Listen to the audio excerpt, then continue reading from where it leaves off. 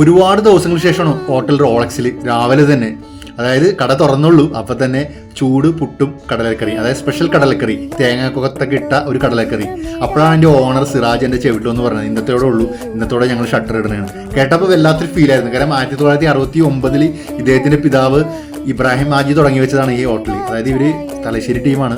ഞങ്ങളുടെ കാലഘട്ടം എന്ന് പറഞ്ഞാൽ 98 കാലഘട്ടത്തിൽ ചൂട് പൊറോട്ടയും ബീഫും അതുകൂടാതെ ബിരിയാണിയൊക്കെ കഴിച്ചിരുന്ന ഒരു ഇടമാണ് ഈ ഹോട്ടൽ റോളക്സ്. ഇസിറോഡ് സ്റ്റാർട്ട് ചെയ്യുമ്പോൾ തന്നെ റൈറ്റ് സൈഡിൽ കാണുന്ന ഹോട്ടൽ റോളക്സ് നല്ല ഓർമ്മകൾ മാത്രമല്ല കേട്ടാ, ഇപ്പോഴും ഉണ്ട് നാവിൻ തുമ്പത്ത് ആ രുചി. അതായത് ബിരിയാണി ആയാലും ശരി, നെയ്ച്ചോറും ചിക്കൻ കറിയും, അതുകൂടാതെ അവരെ സ്പെഷ്യൽ പണ്ടുണ്ടായിരുന്നതാണ് ലൈം ജ്യൂസ്, അതായത് കാഷ്യൂനട്ടൊക്കെ ഇട്ട ലൈം ജ്യൂസ്, അതുകൂടാതെ തന്നെ സമൂസ, ചിക്കൻ റോള്, അങ്ങനെ പറഞ്ഞാൽ തീരൂല. ഇപ്പോഴും ആ രുചി നാവിൻ തുമ്പത്തുണ്ട്. അപ്പം പുതിയ ഒരു ഷോപ്പായിട്ട് അവർ തിരിച്ചു വരുമെന്നാണ് പറയുന്നത്.